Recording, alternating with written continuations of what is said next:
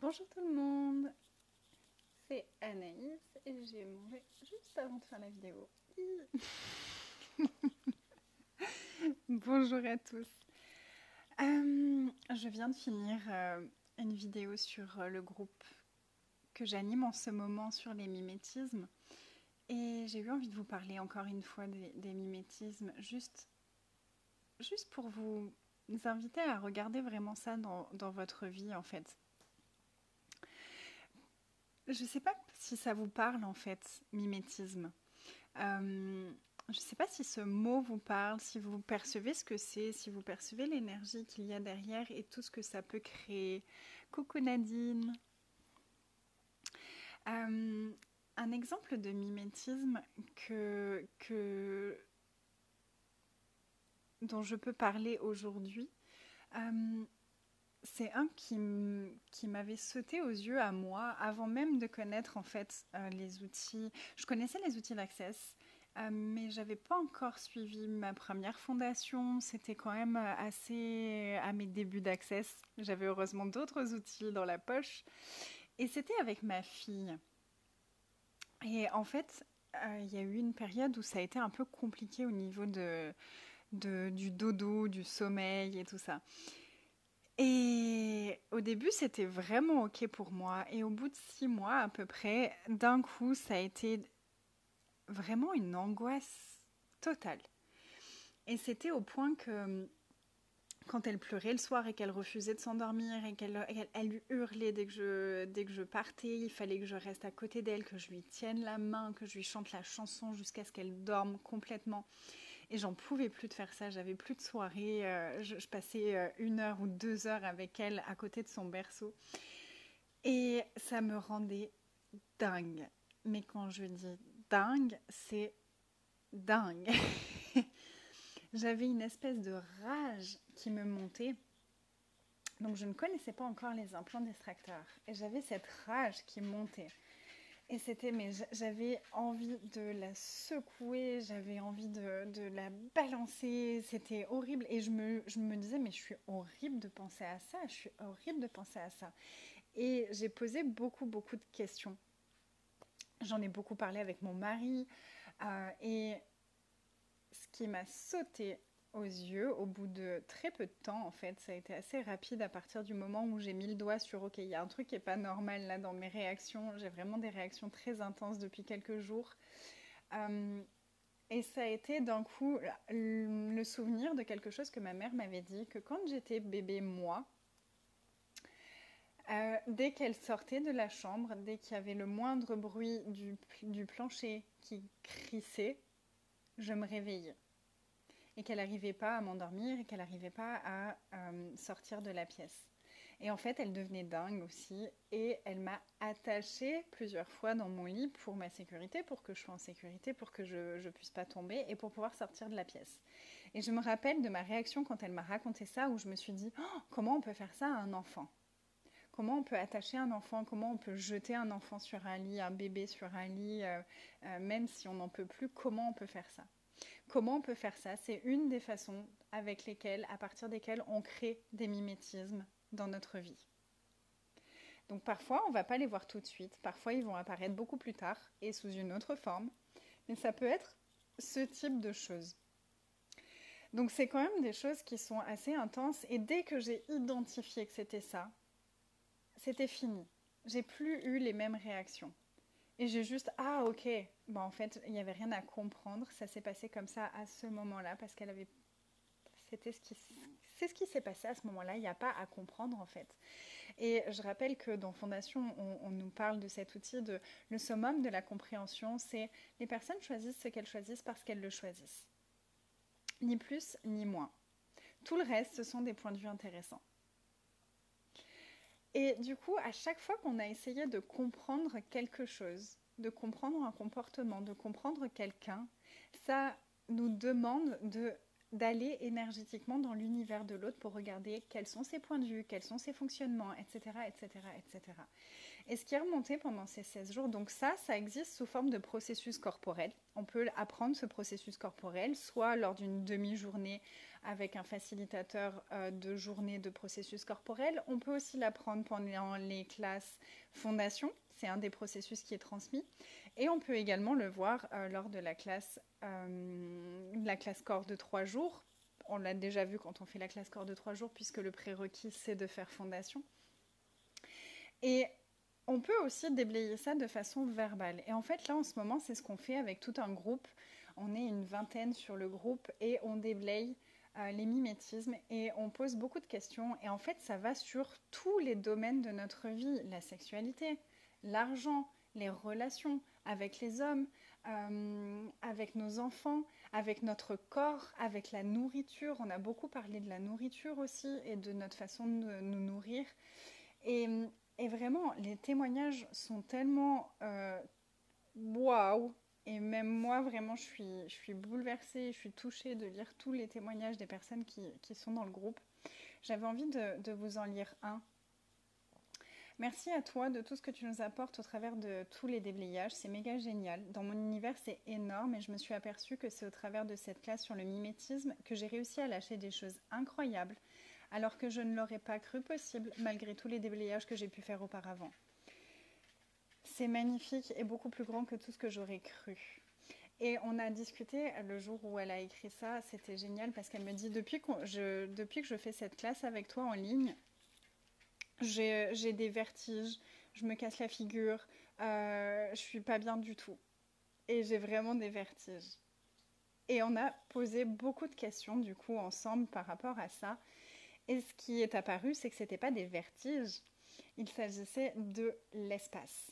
Et de l'espace d'être, elle, qu'elle n'avait jamais été jusque-là. Et c'était comme si d'un coup, elle avait tellement d'espace. Et l'image qui me venait, c'était vraiment comme si tous les mimétismes qu'on a créés, qu'on a générés et qu'on a solidifiés dans nos corps, c'est comme des espèces de gros sacs qu'on s'est mis sur le dos de « Ok, je dois fonctionner comme ça, je dois être comme ça, je dois penser comme ça, je dois avoir ce truc-là, je dois comprendre ça, je dois faire ci, je dois faire ça. » Et on s'est mis tous ces sacs avec plein de pierres. Et donc, on marche comme ça avec tous ces trucs dans dans notre vie depuis des années et des années et des années et des années. Et là, d'un coup, on est en train de se délester de toutes ces pierres. Et donc, au début, c'est tout notre équilibre qui... Ok, là, il y a beaucoup plus d'espace. Et ça peut nous arriver, en fait, avec n'importe quelle classe qu'on peut faire dès qu'on commence à nettoyer beaucoup de choses avec lesquelles on fonctionne, à partir desquelles on fonctionnait depuis très longtemps. Parfois, il peut y avoir cette espèce de « Oh, j'ai le vertige ». Soyez toujours, toujours, toujours, toujours, toujours dans la question, s'il vous plaît.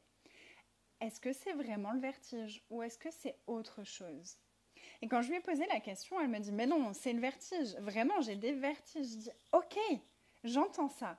Est-ce que tu peux juste baisser tes barrières, mettre de côté que ça s'appelle des vertiges et demander est-ce que ce sont des vertiges ou est-ce que c'est autre chose ?» Et on est arrivé sur le fait que c'était énormément d'espace. Donc combien de fois est-ce que vous avez créé beaucoup plus d'espace dans votre vie avec des choix que vous avez faits, avec des déblayages que vous avez faits, avec des classes que vous avez suivies?